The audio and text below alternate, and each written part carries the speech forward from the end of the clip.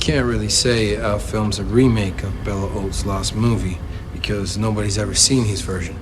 I was inspired by the same gypsy folktale he tried to adapt. He never finished his film, it seems, so I thought, maybe somebody should. Well, why don't you talk a little about the original story, the old legend? Well, it's like a lot of gypsy stories about the devil. It starts with a beautiful young gypsy girl, Chavi, a singer, a dancer. She wants more than anything not to be an outcast, so she begs Bang, the gypsy devil, to give her the most powerful husband in the land, so she can escape the hardship of a life. And Bang agrees, of course. Yeah, but like most deals with the devil, there's a price. And in this case, he wants Charvy's firstborn daughter to take as his consort to mother his evil offspring. So a pact is made. Bang puts the powerful lord under Charvy's spell. And from that doomed union, a child's born. Matya, hidden away in a garret until it's time to be the bride of Bang.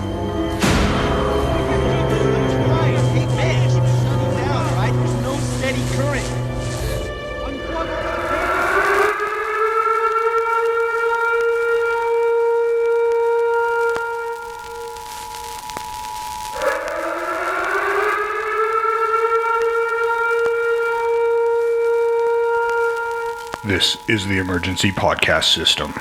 This is not a test. Movies are bombing all over the country. They are posing as movies you already know. They may already be in your theaters, your neighbor's home, or even your own. Do not panic. Specialists have been dispatched. They will help you identify these pretenders and defend you against this invasion of the remake. Please stand by for further instructions. Welcome to the Invasion of the Remake podcast. I am your host, Jason Bishop, and with me today, as always, is Sam Stepanenko. Don't look up, don't watch this movie, don't watch the remake of this movie, just don't. Don't. two serious don'ts in a row, and coming in via the interwebs, Trish Coughlin. Yeah, don't get COVID. That's bad. Yeah, I'm sorry to hear that you got hit by the vid. I know, and I'm so careful. And I don't socialize a lot. I don't like people. It's fine. I don't know how this happened. Well, I'm glad you're feeling better. It's gonna get you eventually, I guess. Well, it was funny. Yeah. Did you see? Did you mention last week the phone call I gave you in the morning? Oh, no, I didn't. I just said you were sick because at that point we didn't know what you had. Yeah. But yeah. Gave Jason a call and said, I'm dying. No, we have a show to do. Don't die. Yeah. So this week we're doing Joyû-rei, aka Don't Look Up, from 1996, Japanese film that was remade into Don't Look Up in 2006. And I'm sure after watching these movies, Trish wished she had died. I was wishing you had died. I didn't know. I know you didn't know, but I am starting to regret doing Don't Month because it's gotten progressively worse each week. Yeah, it started off pretty good. Yeah. The month is telling us just don't do this. It was a good idea in theory. In theory. Actually, for our listeners, it's probably a great idea. Yes, I'm sure you're all laughing at us and our pain. If you're not, you should be. The Japanese one's watchable. It just didn't make no sense. But yeah, it doesn't feel like a complete film to me. It feels like it's kind of half done. Exactly. Like they spend a lot of time focusing on the filmmaking and not enough on the story behind the haunting. Yeah, which I kind of dug. I'm like, oh yeah, that's accurate. That's right. I mean, there's a little bit of different technique in the Japanese, the way they do things, but for the most part, I was kind of digging the process because I've done the process. Yeah, but so it put a little nostalgia in my head back when I was doing stuff like that. Yeah, but for the average viewer, it doesn't drive the story in any way. No, and there's not enough to explain the haunting. You've got a filmmaker who's making a movie on this haunted set. It's a haunted set, but the set's been closed this whole time. It's been reopened to shoot this film in. Why has it been shut down? Okay, we don't know. I mean, something happened there. They've shut it down, but why would you open it up again? Isn't there a story there? Why wouldn't you tell me that story? That's what I mean by incomplete, because there's so much that's interesting to you just about why they closed the set and why it would open it up. And I'd actually have more executives being a little more hesitant to open it up rather than just jump into the shoot that of the movie they're making. Yeah, and they did do that in the remake, kind of, sort of, tried to do that. Yeah. I don't want to talk about it yet because I am going to be so angry, and I'm saving it. Well, with the Japanese one, there was, like you say, it's incomplete. There was a connection with this director to what the accident and what they were filming that shut down the set. And I felt that was kind of incomplete because I thought that was fascinating. He's like, I saw it on TV. I know I saw it on TV. And they're like, no, it never aired. Yeah, it was an interesting little tidbit that they gave us because he has this memory of a film that was never completed. And that makes it sound like this haunting, this whatever has been calling him to do this film in this space has been after him for a very long time. And it's had its claws dug into him for a very long time. Exactly. And it just never felt like it really materialized as to how that happened or what it was even, just that it was there. Yeah.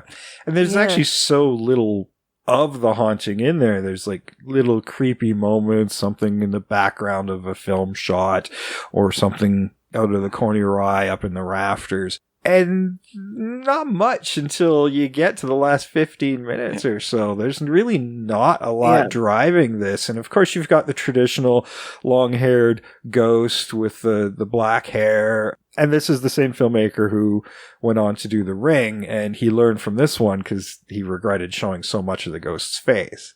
And it didn't really show that much. And for such a short film, it felt like he could have done a lot more. I mean, it's only an hour and 14 minutes. It's like short.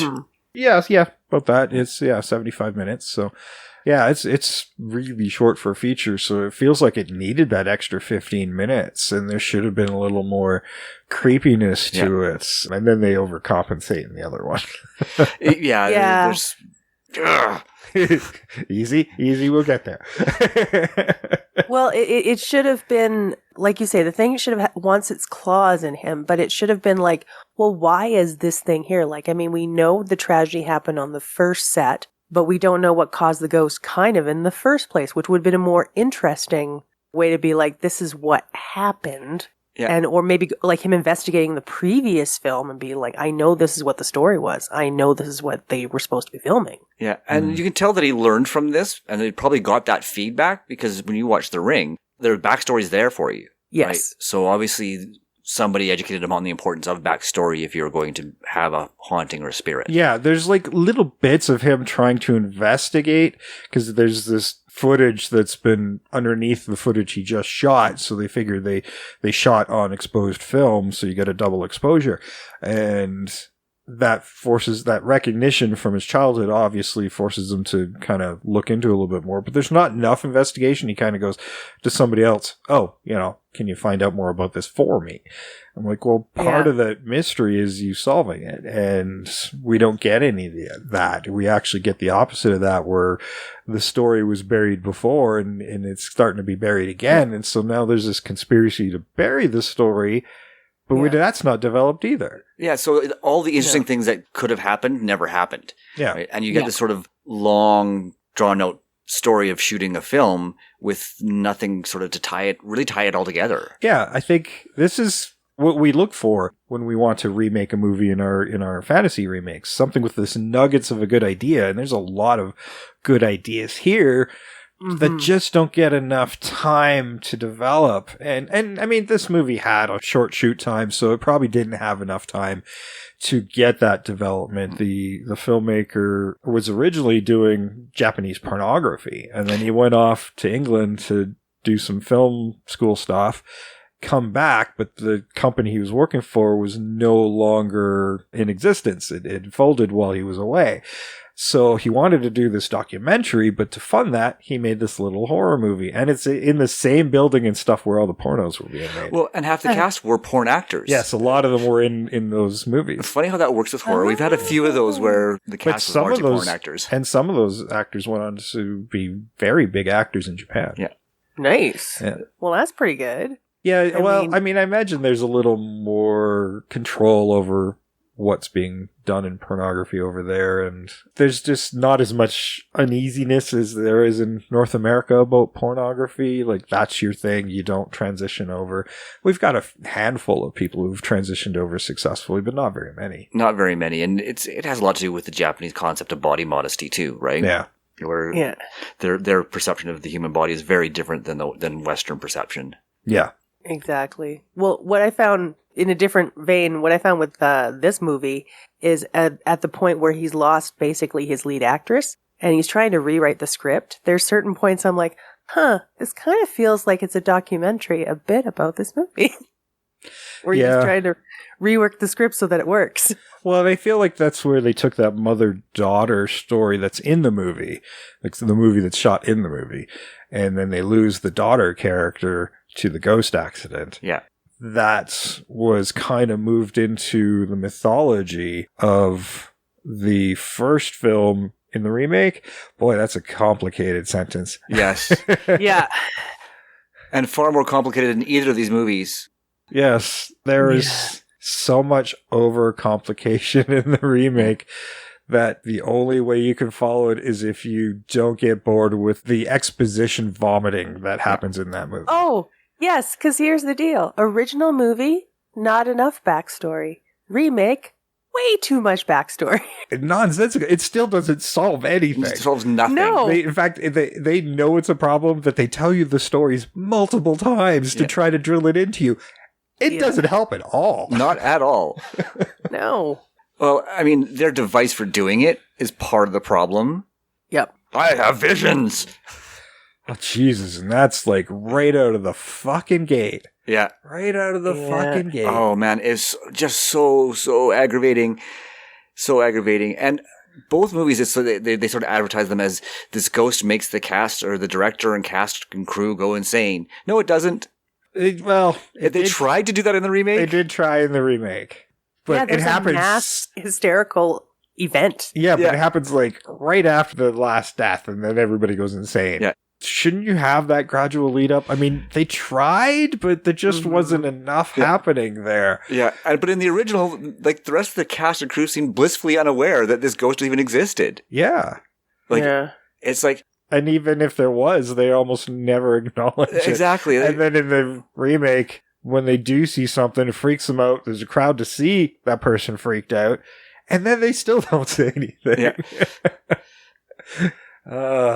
Yeah, they're not freaked out enough in the original, and they're too freaked out in the remake. Like, there's actually, in the original, there's at one point where the lead actress is fooling around. She's gone up to the catwalk. And, hey, look at me. And the guy just kind of looks up, and I'm sitting there going like, I don't know. As a director, I'd be like, maybe get down from there. It's unsafe. And if you get hurt, we're losing money. Like, it just seems to me to be something that somebody would say, but he doesn't. And I'm like going, yeah, that's kind of on him. Yeah. Well, the producer does say something. Yeah. But yeah, the director doesn't. And it doesn't make sense. But it's like the producer and the AD, especially the AD, the assistant director, would be the one responsible for the safety. Yeah. So the producer was doing his job, obviously. Generally, the producer's actually not on set. Yeah. But I guess that makes sense. That you get a lot of that. Oh, it's going to cost this, cost that. That's definitely a producer. Yeah. We can't afford to do this. Yeah, that's a producer. Yeah. I have a question though. That was bugging me when I was watching both movies. So Jay, as a director, what's more your style out of the two movies? Actually, I don't know, because it's the one thing behind the camera I've never done. Oh, I thought you did. No, I've done a lot of producing. And I've done camera work in pretty much every other position, but directing's the only one that I haven't done yet. Oh, okay. I don't know what my style would be yet. I do. Just fucking do it. Do it better. I don't know. I think you'd be a mixture. I think it'd be like, okay, that was not optimal. We can do it better. Here's the idea you need to have. There's some things where I've did some stuff, and it's like, you can tell them or you can show them, right? And it's not a case of acting. It's like trying to get them to feel it. So there was a piece of dialogue as an exercise we were doing. It was like a coffee commercial, and somebody wakes up and the happy wake up to coffee kind of morning. And I'm like, what if you did that dialogue and your husband has got lipstick on his collar that isn't yours? Now, how would that sound? So see, that's it. That's kind of my style. Where, I have to tell you that through dialogue now, but I would just go, oh, there's lipstick here on his collar. It's not yours. Go. Yeah. Are you accepting this coffee? Is this coffee okay? Yeah. No, it's not. It's made of lies. Yeah. But I will say, like, for young filmmakers who do listen to us, these are films you can achieve. They are single location, small cast. That is something you could do as an early feature, and it clearly was for this director, this Japanese director, and then, the Chinese one on the remake. Yes. Who's been around for a while. Yeah, sorry, no excuses, Fruit. No. Yeah. Yeah. Yeah. No excuses. No. Now, I don't... Spooky Ghost is timeless. Just saying. Yeah, exactly. Spooky Ghosts are timeless. Now, I don't have a trailer for the Japanese one in English or Japanese because the movie opened to about 800 people, and that was it. It had a very short kind of theatrical viewing, and then I don't know what happened to it. Either went to video or shuffled off into television because, it's very television friendly. It's not very gory or graphic, and there's no language. So I could see it being like a television. Yeah, and Hideo Nakata did the TV versions of the Grudge that we didn't talk about we grazed about it a little bit in our Grudge episode, but it'd be a few more years before there was a theatrical, and he did the TV ones called Grudge the Curse. So there would be that opening. So I'm going to leave a clip here from the remake, but we won't talk about the remake. We'll talk about the original when we come back. What would you like me to do to help you out? Well, like rewire the whole joint.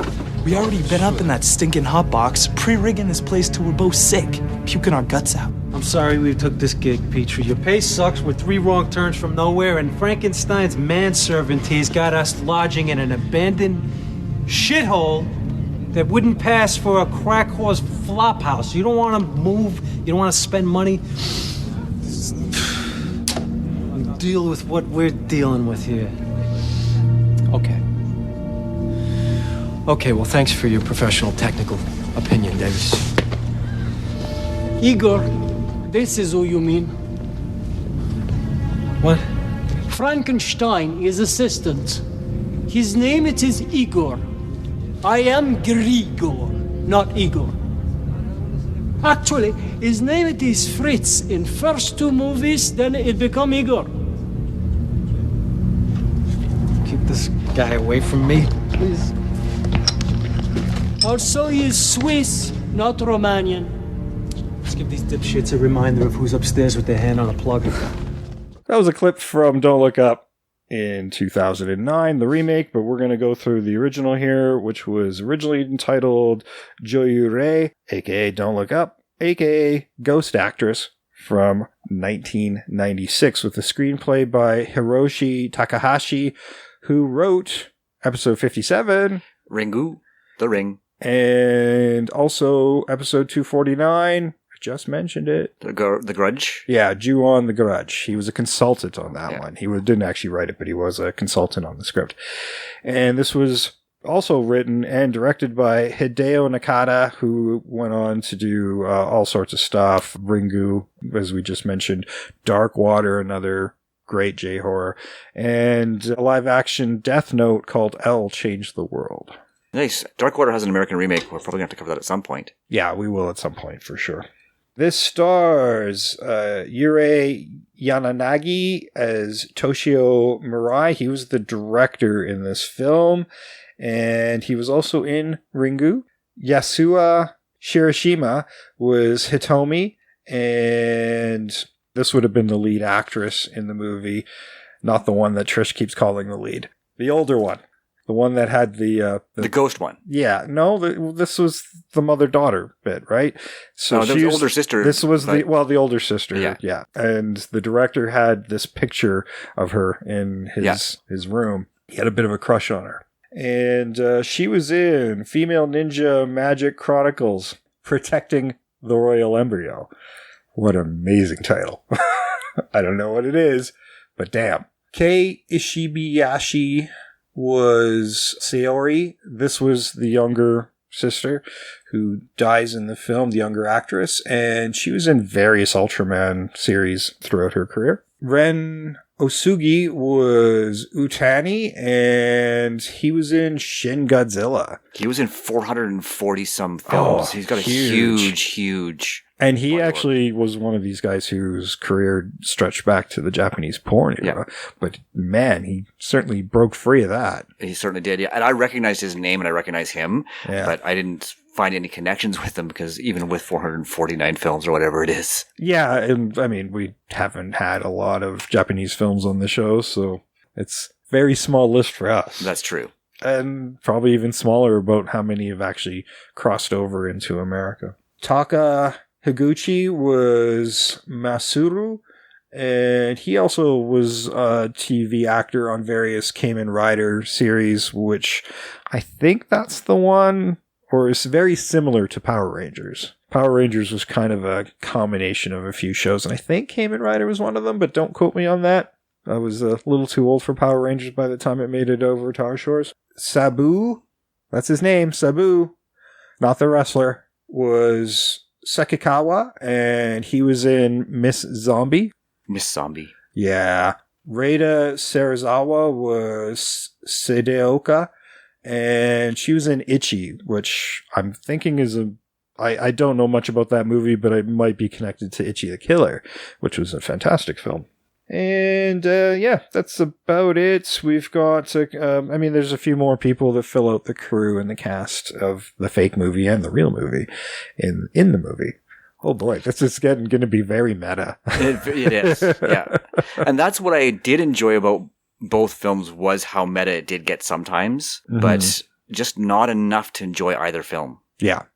All right, well, you know what? Let's talk about the stuff that you did like, because there's quite a bit I do like about Joyû-rei, but as much as it feels like an incomplete film, you could see the early director that Hideo Nakata would become. Oh, for sure. Mm-hmm. Yeah, for sure. But his inexperience does show in this film. It does. He didn't quite capture the mood that he's so capable of later on in his career. Like there's a flatness about this film. Yeah, it feels like he's kind of riding the edge. Yeah. Yeah. You can see where he's going, but he's not quite there yet. Yeah. Exactly. And certainly the long, dark-haired ghost girl, you can clearly see that he took that from this movie for The Ring, and that's essentially the same character, same look. Where he pretty much covered the face. But there were little things you can see, like the eye looking through the floorboards, and I mean, the reason why this movie's Don't Look Up is the rafters in the soundstage, and the noises and the things you might see in the corner of your eye. Those little mood builders. There just wasn't enough of them. That's right, and it wasn't explained enough that's where all the horror happened, is the rafters and people falling and that kind of thing. And so it was never really explained enough to sort of tie that into the whole mood. And again, mood, right? Is this? Yeah. Well, and the fact that you have that archivist who was looking for it and then burned the footage that had got double exposed, and it's like, better leave this alone. Don't look into it. I'm like, well, why would you? Evil. Yeah, why would you even let people shoot there if you had this inkling from a studio standpoint? If you've never used the soundstage since the accident, why would you suddenly let this guy in? It sounded like he was a successful director, unlike the one in the remake, who only had one other film under his belt and was labeled crazy. Well, he had two films. The first one was genius, and the second one was an utter flop. Well, yeah, because I think they didn't finish it or something. They said something happened in Maine. Well, great. So, you give us all this other backstory we don't want or need, and then there's some backstory here, and we're like, what the fuck? Give us that one. Yeah, that's true. Yeah, the sin of the original film is they don't give us any backstory, where a lot of that sounds like it would be a really good backstory. Oh, yeah. I was making up my own backstory at certain points, because I'm like, I wonder if it was like somebody who was up in the catwalk and like a girl who hanged herself or something like that. Or I don't know, a producer was getting grabby and she got pushed and now it's vengeance. Yeah. I was just trying to figure out why the ghost was there. because she's laughing all the time, and it seems like she really does have it in for like directors, like just movies in general. So I'm like, okay, she must have been wronged in some way on a production. Yeah, for me, I was like, I mean, as much as I like that shot of them showing the movie within the movie, the scene being shot and then pulling back into the crew, I really liked that aspect, but I think I would have preferred us seeing the shot of the original film that becomes so important. Yeah. And then a little bit of the history, like, of them shuttering this studio until they get to the present day. It was them telling a story about World War II, post-World War II, and a drama. But it would have been interesting to see the conspiracy behind it, or the cover-up, as it were. And that's the kind of stuff I would have liked to have seen more of, because I didn't mind to see the production stuff, but there's nothing there to set a mood. No, or to tell the story. Yeah. Right? I mean, the story happens around this set, but the set is not telling the story. Yeah. Right? My question was always... Then it just feels like ghost for ghost's sake. Yeah. And the thing is, was it haunted before they shut it down, or was it shut down because it was haunted after the incident? Like there were all these questions as I was watching the movie. And then when you get to the end, you have no resolution. It's actually a very disappointing ending. No. Mm-hmm. Yeah, well, it feels like a middle point. Yeah. It really does, because they say that in the movie that he remembers, that scene that never got produced, the lead actress was pushed, or somebody said that she was pushed, and then she died, and that was sort of why they shuttered it. But I'm like, okay, but that means there was a ghost before that. Yeah. So, I mean, it would have been interesting to like tie it back to like kind of maybe the World War II times, because they are talking about Tokyo getting bombed and like all this interesting stuff. Maybe that could have been it. It would have been fascinating to maybe try and tie that to that. Well, and it also feels like there's multiple ghosts in the film, but we only know about the tragic death one. Well, who was the murderer, or was that another ghost that was already there? What's that tie back to? And they did try to do that in the remake, but it just made everything convoluted, and you just like, well, what drives that? Who's that? Some of it you understand, most of it you don't. Yeah. Well, yeah. Sometimes it was just visuals for visual's sake. And the opening bit where they sort of describe it all in text at the beginning before going into the opening titles cards even. Right? And it made no sense. I'm like, what the fuck is this? I don't understand. Oh yeah, about demons and curses and curses. And then we get another dialogue vomit with the main character as he wakes up in the back of the car, and that's when you get some of the setup of him being psychic and being a little off because it affects him, and he's got some sort of weird backstory from his last set. I'm like, do we need any of this? No, we fucking don't. And we didn't even need that opening sequence where they're shooting the original film that never got finished. If it had been done better, I probably wouldn't have minded so much. Yeah. But oh my God, was it bad? Oh, it was bad. See, what I would have liked, honestly, I was hoping for a Shadow of the Vampire type of deal, where it was a period piece and it was a cursed production. That's because I kind of just skimmed what the IMDb said about it. And they said like, and then this director disappears. I'm like, okay, so I thought that's what I was getting. And that would have been fascinating. That would have been a lot better. And you get almost none of it. You actually even have a recognizable face. Yes. As the director from the past. And I must have blinked and missed it because I don't remember ever seeing him. But he's very prominent in the credits. And I will tell you later who that is. Yes. Yeah. Oh, you see him. He runs out. And then there's water. And he drops the camera in that very overly dramatic scene.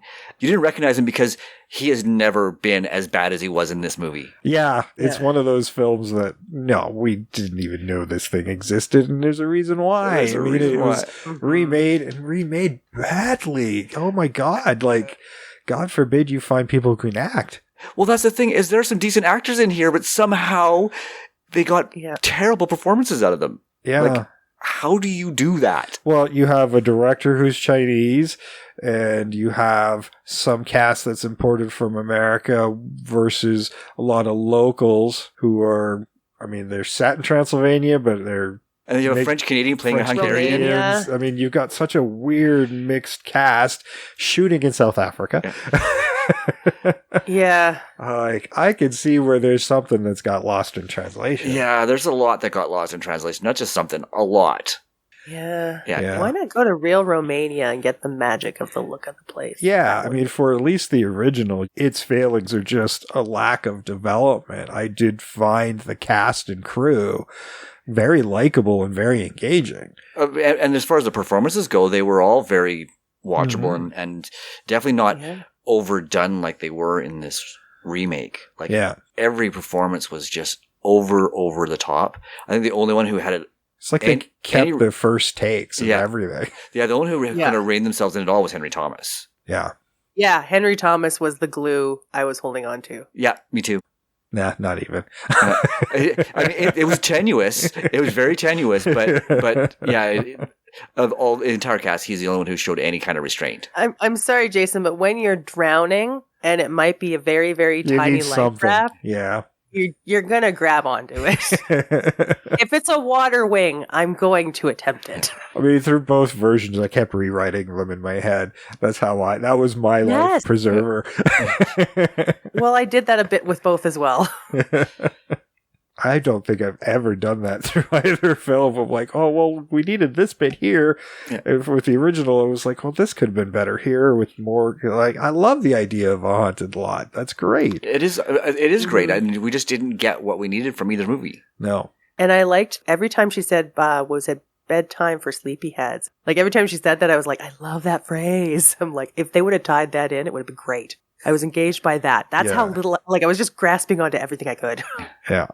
There was little bits that worked, but yeah, it was a case of a lot of cool ideas that didn't get tied together very well. This was just through inexperience more than anything else, and not having probably some script supervisor going, "Oh, you need to tie this together here and just together here." Yeah, and you need your tension to be slowly building throughout this instead of like boring, boom, everything's happening now. Yeah. Then nothing, right? Yeah. Well, I didn't find the original boring, but like I said, I liked the seeing the set stuff, but that's where I felt like you needed to have more going on there. Yeah. You know, and that's what I meant. I mean, it wasn't boring because everybody was really engaging, and the filmmaking aspect was, especially seeing them come back around to certain bits of dialogue and stuff like that. Like, that was really neat to watch as they came back around and from their rehearsing to shooting and referencing, using short ends and all that stuff that as film geeks we recognize. And to see it sort of being kind of true to form. Yeah, that was fun. Yeah. But again, in terms of story, it wasn't exciting. And there was definitely no tension building. Yeah, I actually like the line in the remake going, well, nobody's using 80-year-old short ends. Yeah. You know? Nice. So I like them addressing little bits like that. But that was one where the remake, I think, in a way, they were clinging too much to the material of the original, but not being clever with it. It was just like, okay, how do we move past this? Like, oh, let's do a vomit of dialogue about him being psychic, and they're overcomplicating it without showing us. In film, the best way to tell a story is show, don't tell. Yeah. And the remake completely violates that. Completely. Oh. And then when they do show you something, it makes no sense. Sorry, the birthing scenes. Oh, yeah. They're incredibly graphic birthing scenes. But that at least was... the baby that squirts across the... But it was a special effect in the film they were making. Yeah. I know, but it's still bad. But it's a film we don't understand because we're only seeing little bits of it. And again, we don't get a full scope of what the original film was because of text pieces and dialogue vomits. And it was... Yeah. It doesn't sit in your head. Yeah. And the fact that that birthing scene came back at the end. Yeah. Right? That's where it's like, wow. I don't get it. Yeah, why do we have possession tumors? And like, there's so much stuff that's in there that makes no fucking sense. What are those possession tumors? Yeah, and what was the point of the dead ex-wife thing? Like, oh yeah, well, I mean, that's so he could have the picture by his bed of somebody he misses. But I mean, in the original film, it's a picture of the actress he's kind of fallen in love with, but professionalism and all that. Yeah.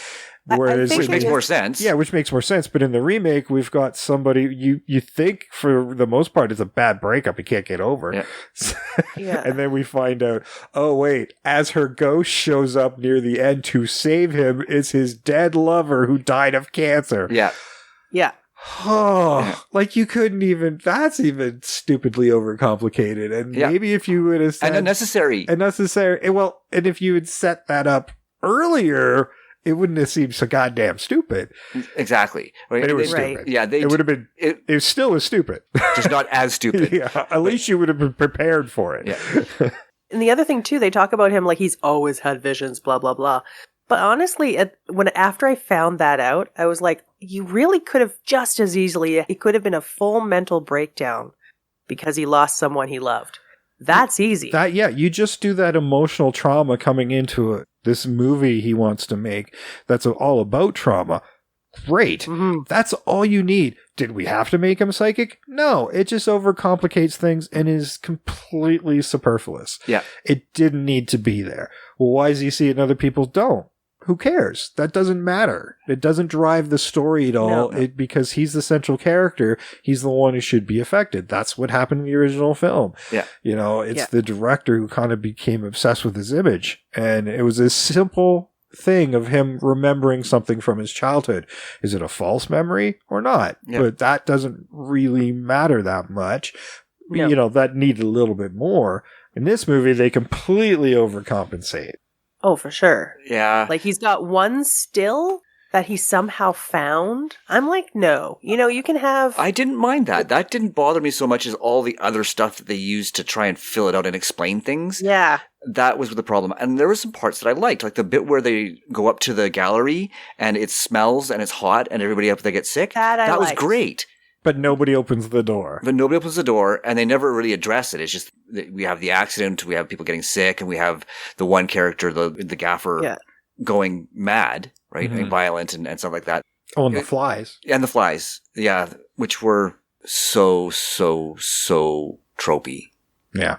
Yes, it was Exorcist material. Yeah, and that's the problem. The movie has no real originality. Yeah. It's just liberally borrowing from other movies to kind of fill it out. Even Frankenstein, they even mention it. Yeah. Which was a great piece of dialogue. I'll give him that. That was some great dialogue. Yeah. Mm-hmm. But it was... For Grigor. Yes. It was just one moment in an abysmal film. Yeah. Yeah. Yeah, he was Fritz for a while, and then he became Igor. Don't call me Igor. It's like, yay. Because it's the best part of the movie. I did. We've got that clip. Well, what bothers me is when they talk about like how the smell is making people sick, and I'm sitting there going like, okay, this is 2009. Like people would know it's like, okay, maybe we have dead rats. I mean, you have like hantavirus. There's stuff that dead animals and dead detritus can give to humans that is very bad for them. Yeah, we will look into this. Every human in this movie avoided bad smells. Like when the editor dies from the flies, and you've got the producer who walks in, smells it, but doesn't go far enough, sees the flies. He knows there's a dead body in here, but he doesn't go any further. He just like backs up, shuts the door. This is somebody else's problem. I don't want to find a dead body. And that happens a lot in the remake. Yeah. Nobody goes to investigate. I'm like, if you're shooting somewhere, there's a bad smell, you might want to get that smell out of there. Well, and the fact that they hide a body too. Yeah. They actually actively hide the gaffer's body. Yeah, Grigor. They, again, I think that's the dubious producer who's told Grigor to, get rid of this guy. Yeah. Yeah, nobody can know about this accident because it's going to shut down production and we can't afford to lose the money. Yeah. Yeah.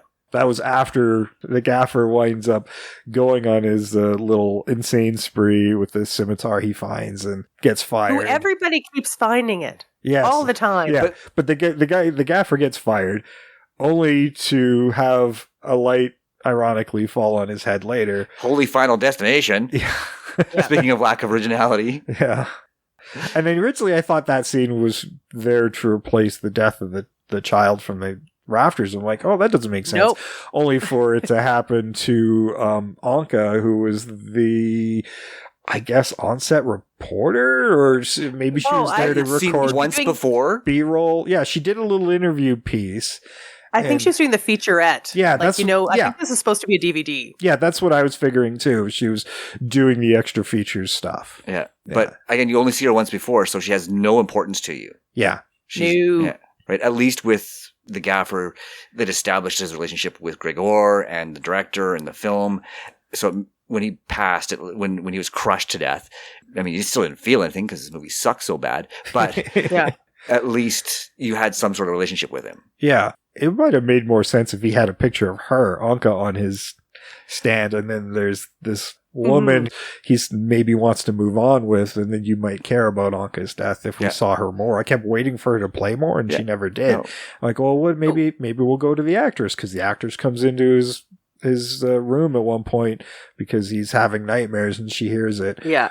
Only for us to find out she's been possessed maybe this whole time, but we don't know until the end. And then she's not all of a sudden. Oh, No, that was laid out very clearly. Here's the deal. Really? The background is that an old gypsy woman asked the gypsy devil Bang if she could marry the most powerful man so she wouldn't have a life of strife, but she had to promise her firstborn. So now you have this actress who, she found a very powerful man that she wants, so she's already offered herself to the devil to get this director. Yes, as that's long as very she gets impregnated. Clear. That's very clear. It's like freaking hell. I don't. And how does that solve the problems with the first one? It doesn't. No. And with that, I think that's a great place to lay the trailer for Don't Look Up 2009.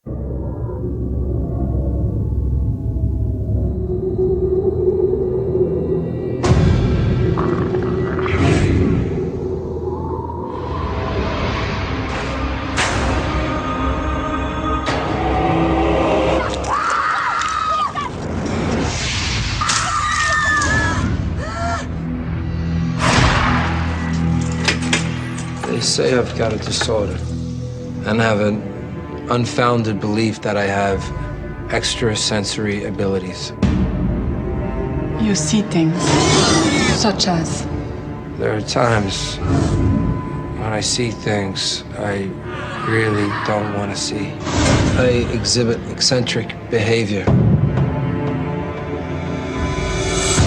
People probably died here. My subconscious pieces the event back together. I want you to remember that it's just in your head. What do you see here? Who are you? They cry no more. He will give us whatever we desire. You've never actually spoken to any of these apparitions, have you? I see it. Hear it. Feel it. Like I'm there. Someone is here.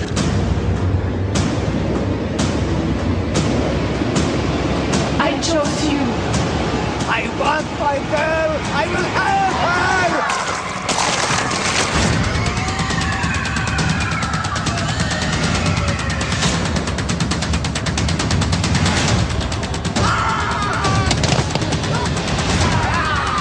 It's all up here, Marcus. It's not out there. No!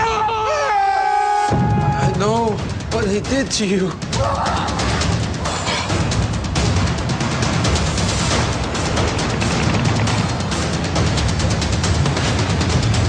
No!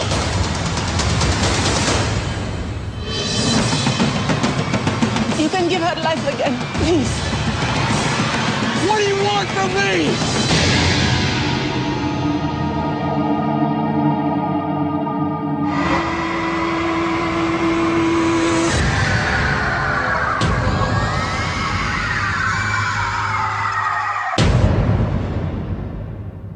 Right, that was the trailer for Don't Look Up 2009 with the screenplay by Brian Cox. No, not that one or that other one. Mm-hmm. Not the talented ones. No, not the talented ones. Not the scientist and not the legendary Scottish actor. This was by the guy who wrote Deadly Obsession in 1988 and the Pulse remake from 2006. Oh, you motherfucker. Oh. Someday we'll talk about it, but I saw that one in the theater and I'm still fucking angry. Yes.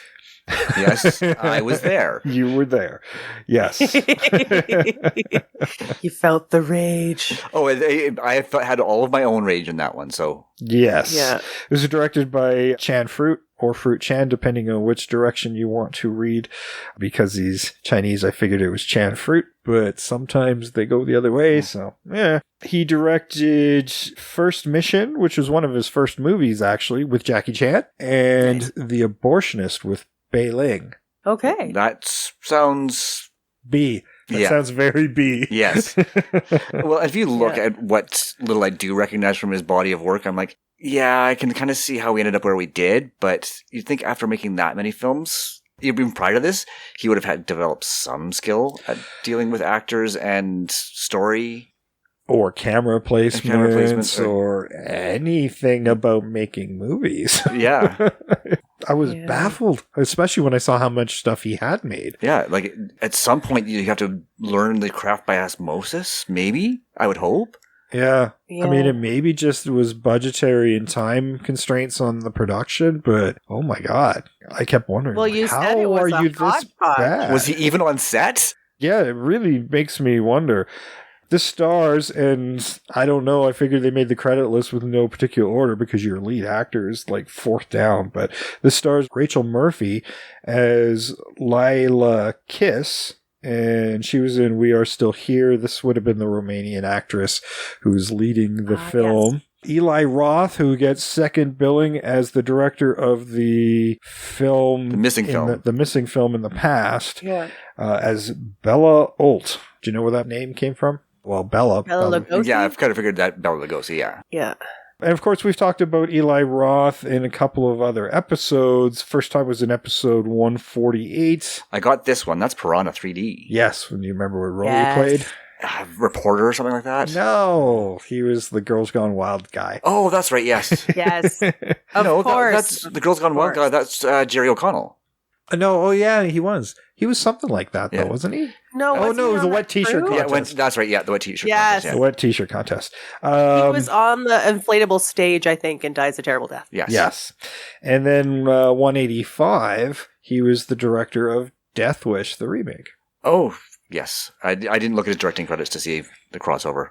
Why, I don't know. But. And it's not it's you who misses Death Wish. I know. That wasn't me. That was me totally. Yeah. Ben DeGregorio was Olt's cameraman. He was in Snake Eater. Remember that movie? Oh, man. Lorenzo Lamas. Yes. Lorenzo Lamas, that 90s direct-to-video guy. Yes. The man can't act, but he's got great hair. Right. And I always picture him, he's always in a leather vest on a motorcycle. Yeah, I don't or a think white tank top. Not doing that. Yeah. Yes. I mean, being this movie, should have been in it. Yeah. Rashad Strick was Marcus Reed, and he was in The Hills Have Eyes 2. Marcus Reed was the director of the film, the psychic, the crazy dude. He should have been the top billed of this movie, but I can see why they wouldn't. Because wow, was he uneven. I won't say he was bad all the way through. No. But anytime he had to show any emotion, he was. Yeah. Oh, and he was just terrible with those dialogue dumps. Yeah. You know what? With what he's got to work with, dude is trying his best. Yeah. I mean, very few people could pull a lot of those dialogue dumps off. Very, very few. Yeah, he's trying to deliver some emotion to this verbal diarrhea, and instead of it working, it felt like a high school theater production. Yes, absolutely. These long soliloquies and not much else to do, to be honest. Just looking pathetic and crazy most of the time. Alyssa Sutherland was Claire, and one of the probably better ones who's going to come out with a career, but she doesn't really even get to say anything. She's the dead girlfriend who shows up at the end as another ghost that comes out of nowhere. She's most well known for being in the Miss television series and Vikings television series. Not the only one from Vikings in this movie. Shiloh Fernandez was Garrett, and he actually stretches back to another episode, way back in episode 9. He was in The Evil Dead, and he was much better in that because he was really, really bad in his scenes. Yes. Like, it was awful. He was the cameraman, I want to say. No, he was the brother of the dead girlfriend. Oh, that opening scene in her apartment. Oh, okay. And then at the end there as well. Okay. Henry Thomas, way down on the list, but probably the most recognizable name in the movie, was Josh Petrie. And, of course, everybody remembers him from E.T. and loads of stuff after that. Gangs in New York. He's been in some great movies. And currently The Hauntings TV series on Netflix, The Haunting of Bly Manor and Haunting of Hill House. Mm-hmm. So good in those movies. Like, he's found a place in horror. There's one of the Ouija movies. That is probably the only really good one. He was in it as like a priest. Yep. He's really good in horror. Really good. Yeah, he's done quite a bit of it. Josh, I do believe, was the producer character, right? Yes. Yeah. Yes. Yeah. He's the one going on about money. Yes.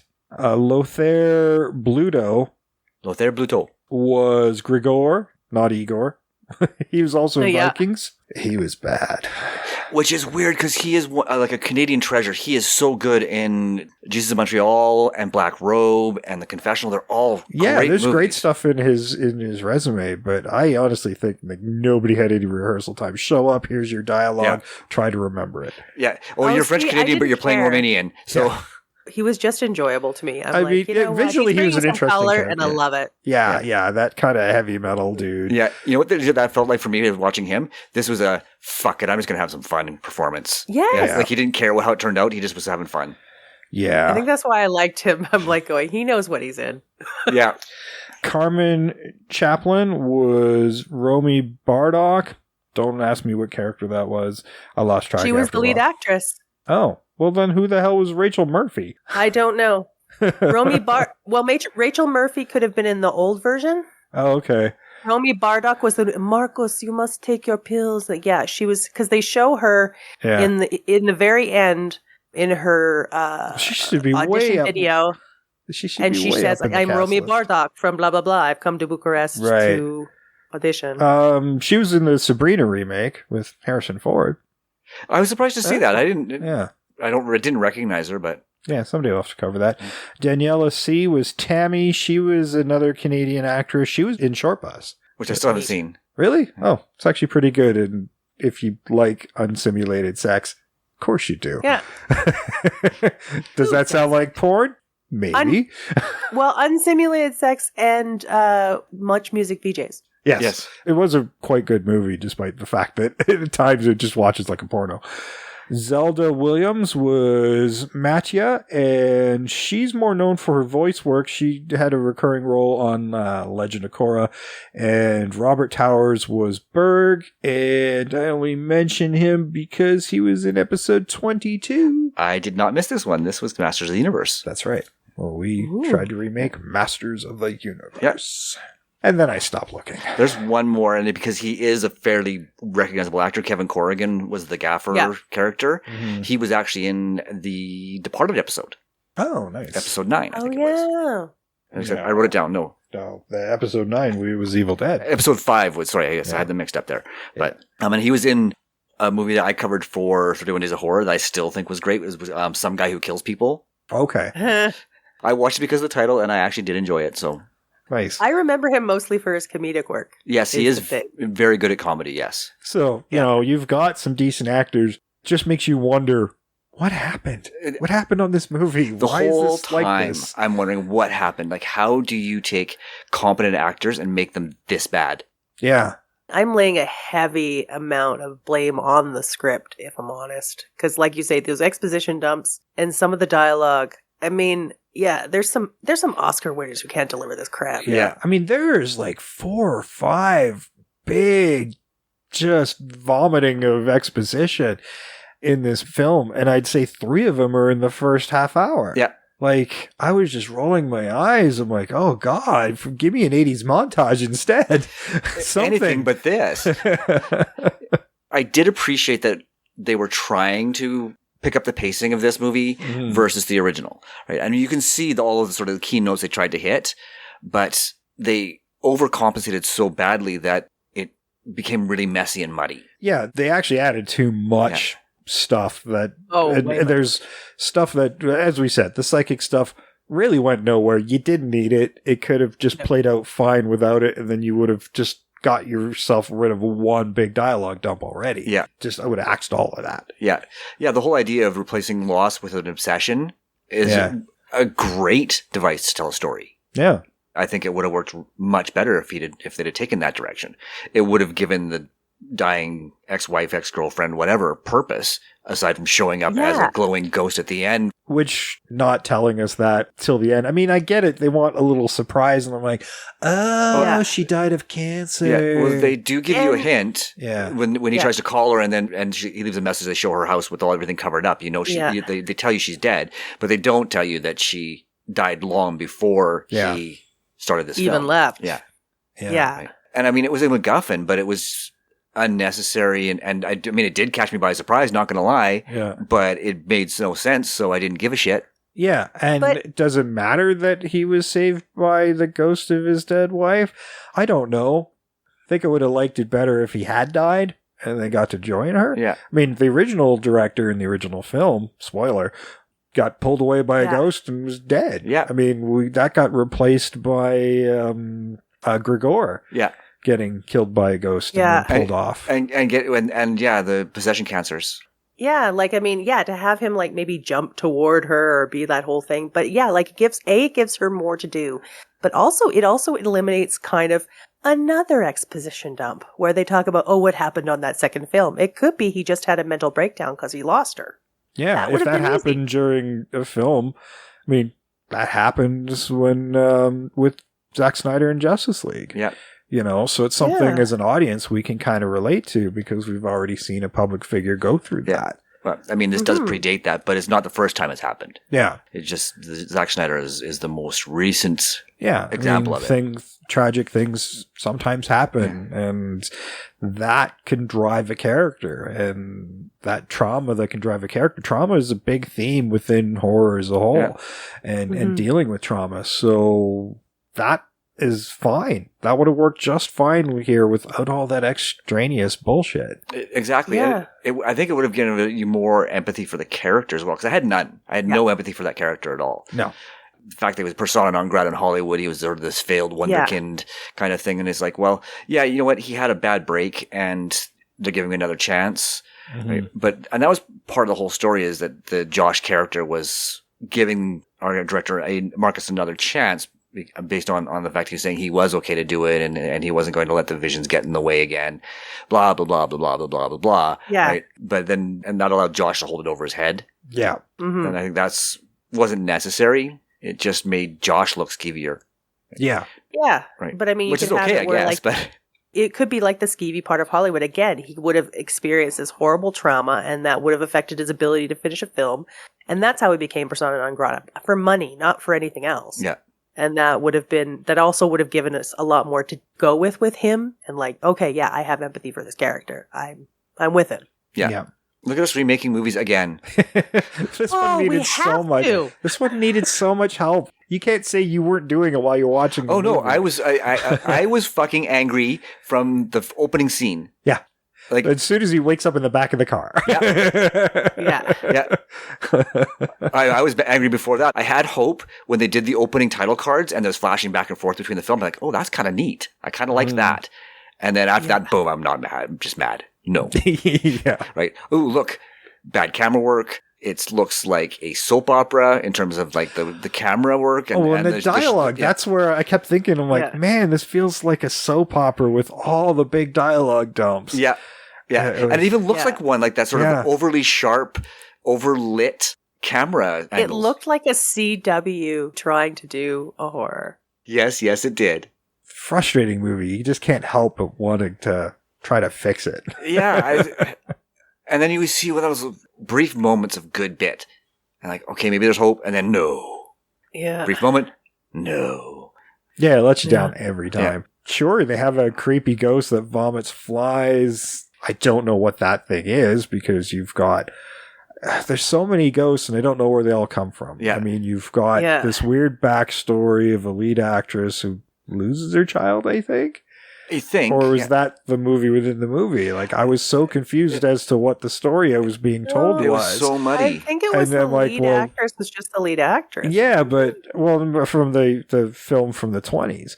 And I didn't understand because as far as I know, she didn't come to any end, so why was her ghost even there and possessing the other actress? And it was almost like the ghost of the character was possessing the lead actress in the new film. Yeah. It made no sense. Why was there some sort of demon woman in the rafters and behind that door? There's so many things that didn't make sense because even with all that exposition, it was never stated what everything was. Yeah, I mean, that was a problem with the original film, too, was like, why is there a ghost in the floorboards and then another one in the rafters, and what are they? Yeah. But this one's even more confusing. Why does it's got murderous flies? Murderous flies, They go through the torture, like he sees her coming after they've cut her tongue and poked out her eye, and then how they kill her. They throw her off a balcony and smash her skull in. And then I don't know when she gets into the little enclosed space. Like, did they put her back up there? No, everybody walks away. Yeah, they just leave her there. I don't know what happened there. Yeah, like if they put her in the space, maybe we might have somebody to work with. But they didn't do that. Yeah, well, there was a confusing flashback scene or when the director has a vision of what's going on. But then you got that other guy, the bum that's dead but not dead because you can cut off the tumor off of him that was there but wasn't, but there's some sort of mouth inside the tumor. I don't know. And then the tumor squeezes out and infects you. And I'm sure again that goes back to the cancer bit with Claire, but none of it makes sense. None of it makes sense. There's wait, when you talk about things you like, there's one thing I did like when he's sitting on that one step. And he kind of looks down underneath that ramp. And when he looks underneath the ramp, he can see the guy's feet walking along. But above the ramp, nothing's there. I did like that shot. It's creepy and weird. Like I said, there were moments. I think that the mystic bum character with the growth had potential. When he first shows up, he should have been the glue that filled in all the backstory. Right? Mm-hmm. I've been waiting for you. I've been waiting for somebody to start making a movie here again. Great. And I would like Gregor to be the one who has antagonistic interactions with him, not the gaffer. I totally agree. Yeah, I would have liked that bum character, that old man, would have been Eli Roth, the director of that film. Ooh. That would have been a lot more interesting, yes. Yeah. And he ties it all together. That's where he went. Yeah, it would have at least made sense to me. Yeah, and it would have made the story make more sense and be more interesting. And again, he could have been the one filling in all these little gaps instead of having all these like big exposition dumps and confusing backstories and crossovers and unexplained births and tongue cuttings and I mean, and it would be, I would love for like the producer or somebody going like, why are you making this film? And not being able to put together what these scenes mean because he's making something just horrible and putting in the world. This is something director wants to do. The director, and in a way, I want to see this as kind of like a precursor to what The Ring would have been with this thing that existed on videotape. This would have been the theatrical experience. Like, what if this movie had been completed and then released into the world? And you might move that into the legend of the killer movie. And then you franchise it. Fucking interesting. Right? Then you have a sequel all geared up. Or it's just this space that needs to feed on the people in it, which is why it was closed down. But after an amount of time, people forget as people die off and new people come in to take over. So the history of this space just got forgotten. Or they just didn't care because it's an American film crew. Who cares what happens to them? Right. They're willing to pay and they don't care about the history of it. So go ahead. Yeah. Yeah.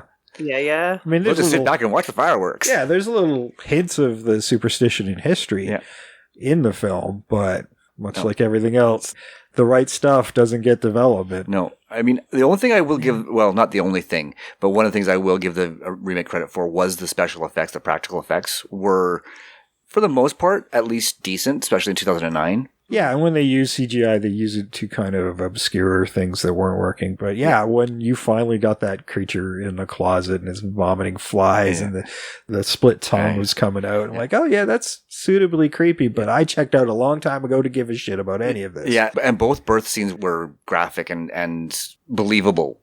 Well, Ish. Up to a point. Yeah. It's like the one they were doing in the film they were making was like shot out of a cannon. Rock is out of her. It did. Slides across the floor. Slides across the floor, hit a wall. At that point, I was actually expecting somebody to say in the script, like, okay, so this horror comedy is coming along. Because that's what it looks like it's supposed to be. Yeah. Or I should have said back to one that shouldn't have happened or something, right? Yeah, something. But when they got that scene, when they showed me that scene, I was just like, what the fuck am I watching? Oh, yeah. Right? Right from as soon as it happened, I'm like, okay, what? What the fuck am I watching? Oh, that was the shot within the film. Yeah. But even then, I was... And you were okay with that scene? Okay. Yeah. All right. Yeah, like what possessed you to put that in there and how does it serve the story in any way? Yeah. No, you just wanted to spend your special effects budget. Yeah. That's the part of the problem with this movie. It feels like it's just trying to, okay, we have a budget. We're not going to spend it on anything we do need it on. And we're going to go full bore in the last 10 minutes. Yeah, pretty much. You got the director who's at the end, everybody's running around crazy for no reason now. Like we had another death on set, but hysteria's happened. People are attacking each other. It's just a riot. And he goes, well, okay, I'm going to go stop this. Yeah. Where are you going? I'm going to go stop this. Like, sure you are. You've been crazy this whole movie. Yeah. I'm going to go stop this now. Yeah, and somehow you're the savior. Yeah. Yeah. How? Yeah. You have no real knowledge of anything. Yeah. How are you going to stop this? You do not know what's going on. Yeah, so we're supposed to infer from all the visions that he's had that he understands what's going on, but if we don't understand, he certainly doesn't. Yeah. No. And we certainly did not understand. I would have definitely been on board if we would have seen more of the crew earlier reacting to being in that space. If you have them filming and then tempers flaring up and outbreaks of violence, and then they calm down when they move outside a little bit. Then you're kind of leading up to something, and you're starting to wind that tension up to that point where you can do the riot. Yeah. Because at one point, his cameraman even like goes after him, and it doesn't make sense. With that same knife again. Yeah. Yes. And the knife, there's no explanation for that knife. It clearly had significance to somebody. And that's why they kept showing it. Yeah, the ghost bums the guy who had it, and then he drops it so everybody else can pick it up. But it has no weird significance. Scimitar. It has no significance otherwise. Like there's no explanation as to why this knife is important. Yeah, they just had a weird looking prop knife, and they wanted to make sure it got on camera. Yeah, and I thought it should have at least helped stop it. Nope, doesn't have anything to do with anything. No, it's just a knife that keeps showing up. Yeah, because it looks kind of cool. It looks like something I made in wood shop. Sorry, I didn't actually make something like that in wood shop, but it does look like something you'd make in shop in like grade 8 high school. Yeah. Yeah, ultimately, this is a very lazy script. But at the same time, you spent all this time on dialogue dumps rather than trying to show and not tell. I mean, that's the whole bit about movies. You want to show, not tell, and man, it's the cardinal sin. Yes. Yeah, but both movies do it because there's a lot of dialogue to explain things in the original as well. But they feel a little more natural, though. They do feel a lot more natural, but it's still there, right? Yeah.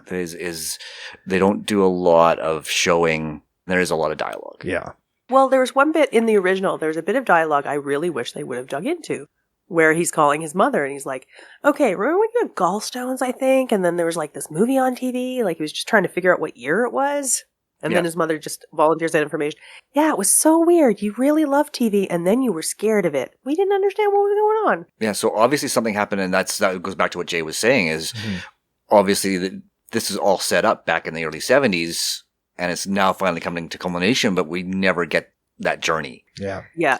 I mean, the purpose. You also are at risk of having too many flashbacks to too many different eras. Yeah. It's either like dialogue dump or show us. Yeah. And I'm like, which era are we in now? Yeah. Are we in the fake film? Or are we in this childhood? There is that confusion that can happen as well. But yeah, I would have rather seen than been told. Yeah. Particularly in the remake. Yeah. I mean, I didn't find it so much a problem in the original. No. I never felt like there was dialogue dumps that were so ostentatious as they were in this one. They definitely weren't. But it was dialogue heavy, is all I was saying. I didn't feel like a lot of the times I didn't find like there was enough dialogue. Well, not enough dialogue that sped the story. Yeah. That's the thing, is because there was a lot of dialogue. Yeah, it's dialogue for being on a set. Yeah, it's like, okay, back to one, let's run it through. Yeah. Right. And then the dialogue from the film. Right. So you could tell what the film was about. You could tell it was a World War II story. Yeah. Where the sisters falling in love with a deserter. Yeah, I understood the story they were trying to tell in the movie they were making. I did not in the remake. Yeah, I know, exactly. I had no idea what the story they were trying to tell. And they tried to tell me many, many times. And I never understood the movie they were trying to make. Neither did I. Nope. No. I didn't care. Yeah. I mean, bottom line is, do I care enough about what's happening on the screen to invest my mental energy in trying to figure out what they're doing? No, I don't. Yeah. They lose you pretty quickly. You get that first bad dialogue dump and you're like, yeah, all right, I'm out. That's 2 minutes into the movie. Yeah, and never coming back. It sounds bad, but sometimes it was like watching, okay, you know when you've met like a small child and they're trying to tell you a story and it goes all over the place? Yeah, it kind of felt like that. I will say... And you're just like, get to the point. I love you, but get to the point. Yeah, I will say that Valerie did sit down and watch the last 20 minutes with me, and I had a lot more fun watching it with her than I did while I was watching it by myself, because we started laughing at it, making jokes at its expense. It could be a fun group movie. For sure. But definitely not a good movie, and not even in a so bad it's good kind of way. Yeah. Oh, yeah. Unless you had a group of friends to hack on it with. Yeah. You're like, where'd the tumor come from? Why is he cutting it off? And those were questions that were asked. What's in the tumor? Yeah. What is happening right now? There's a lot of what is happening right now. Although I did like the visual of the editor in the film bag. Yeah. Yes. Just the little gooey bits of them left. Yeah, like I said, some of the effects were acceptable at the very least, and in some cases good. But again, not enough to drive this film. No. Right? No. Well, the fly coming out of the screen we've seen before. Yeah. But it still creeps me out. Yeah, they just stole that whole cloth from the Ring. Yes. Yep. We'll take it from a better movie. Yeah. By the director of the movie we're borrowing from liberally. I mean, they did give credit to them. They did it. Yeah. Yeah. The original is definitely a great source for a remake, but they just didn't do with it what they needed to do. No, I mean, there's plenty of room to have some fun with it and develop it, but I mean, they went overboard in the wrong places. Yeah. It was pure and simple, and they just added stuff that didn't really add to the story. This is an example of what we try to do when we do a remake. We find a movie that has a good idea, but isn't necessarily a good movie. And I don't think the original is a very good movie. It's not a bad movie, but it's not very good. And you take those nuggets and then you make something better out of it, but somehow they made something worse. And and that's why I was so angry. Like right from the get-go, I could tell it was going to be worse. And I'm like, I cannot believe this. Yeah.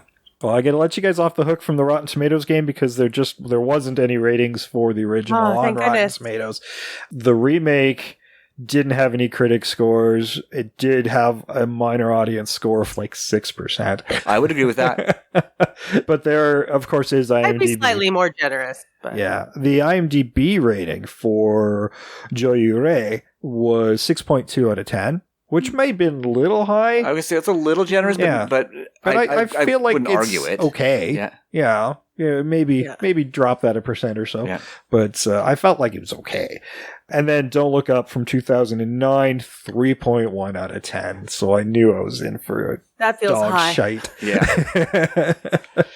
I felt like 6% might have been a little harsh, but not by much. And I think that 3.1% is a little generous. Yeah. No, a lot generous. 2-ish. Yeah. Yeah, and only because of there's those few moments that were really well thought out, like 2, maybe 3. Yeah. Yeah. Yeah, 3 moments. Yeah, no, I can think of them. I can count them on my fingers. You can see my fingers, all of you. 3 fingers up. All of you. I'm the only one in the room. Yeah. All of you listening, just imagine my fingers up. I can hear it in your voice. Yeah. I know what your fingers sound like. Yeah. But yeah, it's just 3 fingers, 3 moments. I've only got one finger for it. Yeah. And one of them's my middle one, yeah. And that's why they got the 3.1, because there's 3 moments that are worth watching. Yeah. The 0.1 comes from my middle finger. Yeah. Well, then I don't think you should get a full point for each moment. I think you should get like maybe points, like 3 for each moment. So it should be 0.9. I'm going to give points to the audience because if you're watching these films along with us, you deserve a certificate or survival or something. Ice cream, a cookie, several cookies. Don't Be Afraid of the Dark. I mean, that's some Oscar-worthy stuff we watched at the beginning. In comparison, yeah. I didn't know Don't Month was going to be Hurt Month. Well, my eyes. Don't is supposed to be a warning, and I guess we just weren't listening. Yeah, we did ignore that warning. Well, this was the one I kind of scrambled on. I'm like, oh, I've got lots of Don't movies to remake. And then I thought there'd be plenty of ones that had been remade. Nope. This is the only other one I could find. And I just was like, oh, please, can I find the Japanese one?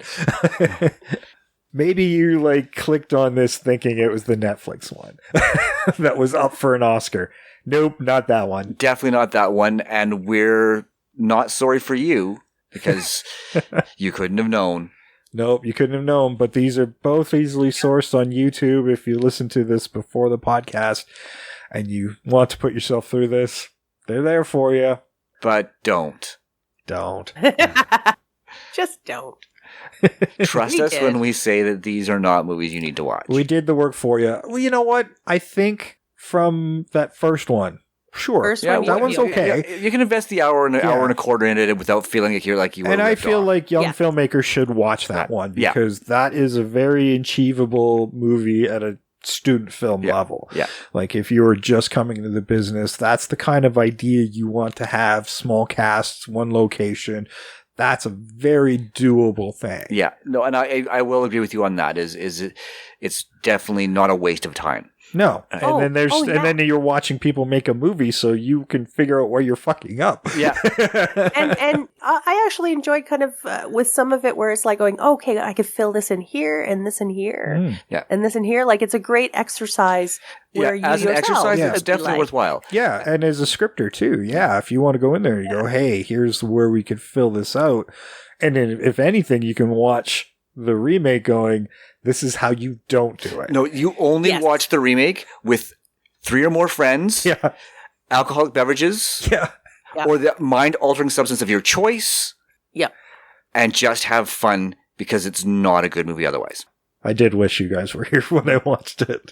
Because, it would have definitely been more fun. See, and this is the point where it's like, I'm sick and I should isolate, but... You should, and you are, so...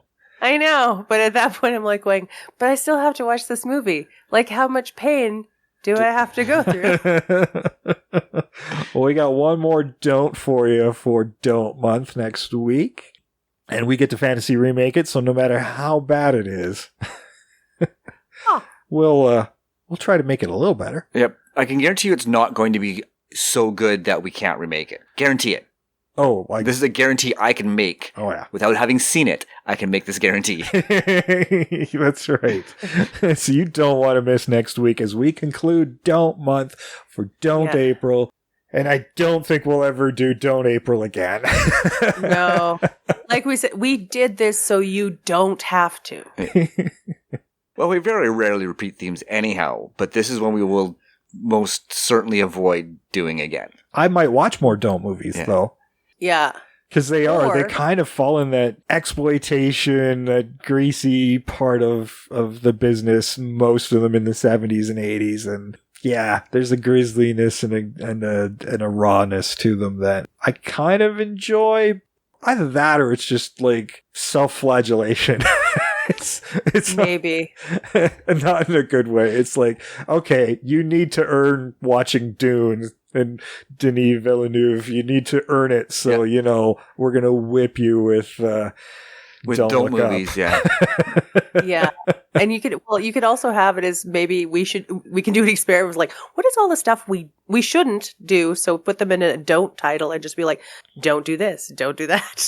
Just make about don't movies. Yeah. All right. Well, if you're enjoying Don't Month as much as you're probably enjoying it, hearing us getting tortured by it, make sure you spread the word and leave a rating and a review on your podcast providers, especially Apple Podcasts, because that helps get more earballs on the show. You can also direct your friends over to our website or visit that yourself. Sam, what's the website? Our website is invasionoftheremake.wixsite.com/podcast. And there's some more resources to find podcast provider that's right for you over there, as well as some fun lists like 31 Days of Horror lists are there, and link to our store. Our store. Yeah. We got lots of cool stuff at our store, lots of cool designs, many of which we've done ourselves. And there's some great poster designs of episodes and movies we've covered in the past 6-7 years. So go check it out. You can get t-shirts, mugs, posters, PPE masks, totes, books, like notebooks, and all sorts of stuff, stickers, magnets. So you'll find something for sure that you dig. If you dig the stuff we talk about, you're definitely going to dig some of the shirts. We're working on having the weirdest store on TeePublic. That's right. Exactly. You probably at this point look at over 330 episodes in our back catalog going, what the fuck is wrong with these guys? And then you visit our store and you go, what the fuck is wrong with these guys? Their lives make more sense now. Yeah. Yeah. You don't want to live life without an Invasion of the Remake shirt. No, and the nice thing about our store is, yeah, we have a lot of designs on there. Most of them have our logo tucked away somewhere, but they're not blatant. Yeah. So even though you're supporting the show and you're wearing something cool, chances are somebody's going to ask you, where did you get that? Yeah. Especially with those movie poster shirts and stuff, it's like subtly woven into there. So they got to be really looking at the shirt to see it. Yeah. You won't have to worry so much that it's a podcast logo. It just looks cool. Yes. It looks cool. We're not those bratty designers who make you advertise for us and charge you through the nose for it. Yeah. We're nice. Yeah. There's a handful of those shirts on there too, though. Yeah, but and if you want to wear those, we support that. That's why they're there. But they're not like Nike, Chanel, garbage. Like we do good work. That's right. Yeah. And the 31 Days of Horror shirts, those we're on there, but they're cool. Yeah. They'd make it if you're like a skater in a park, that would just go great with your ensemble. Yes. Yep. They do kind of look like skater shirts and grunge shirts. In some ways, yeah. I like those. They're nice. Yeah. And in TeePublic, you get the nice soft shirts, the good quality shirts. They're so nice. Yeah.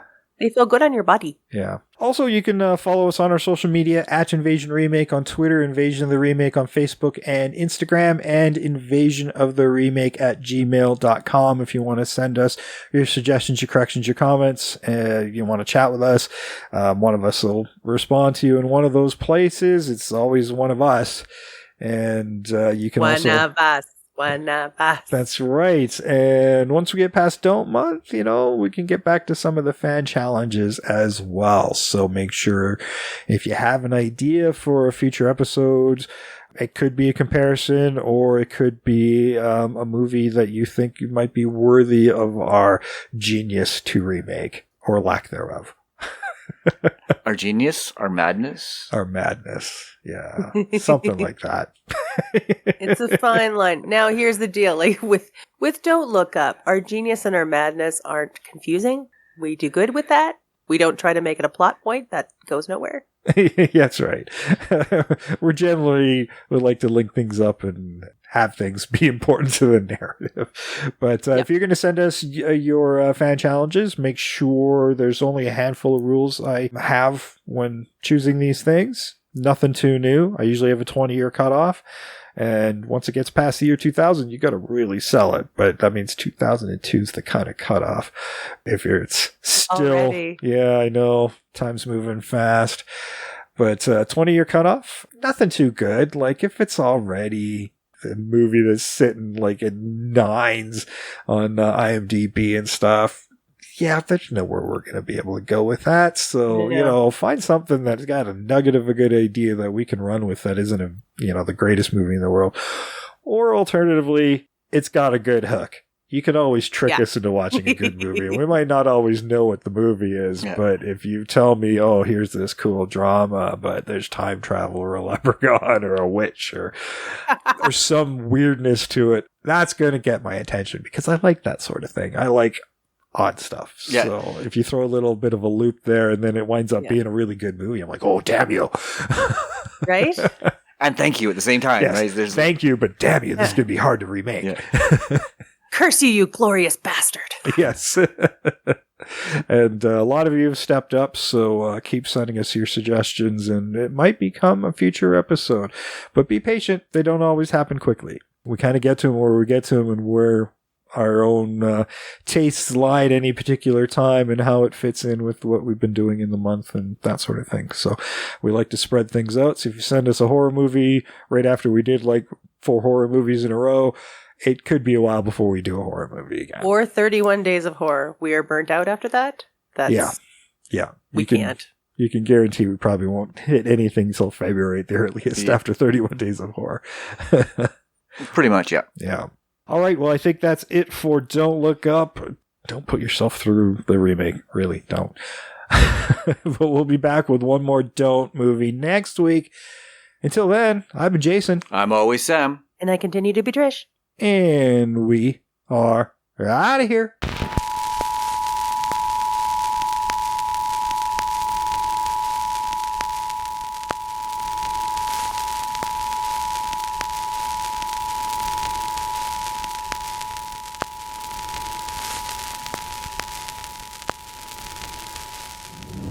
You told me you could control yourself.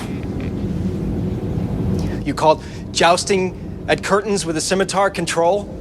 I can't do this. Hold on. You said places like this were rich in sensation for you. Inspirational, you said. You wanted this job, you needed it, it was a second chance. Those are your words. You're willing to step back into whatever psychopathic nightmare you live in order to create another scary movie. A commercially scary movie like your first movie. And I put the money together based on that agreement. There's something on the stage. Listen to me. You have weird dreams. And you are a freak, yes. But you are not Haley Joel Osment.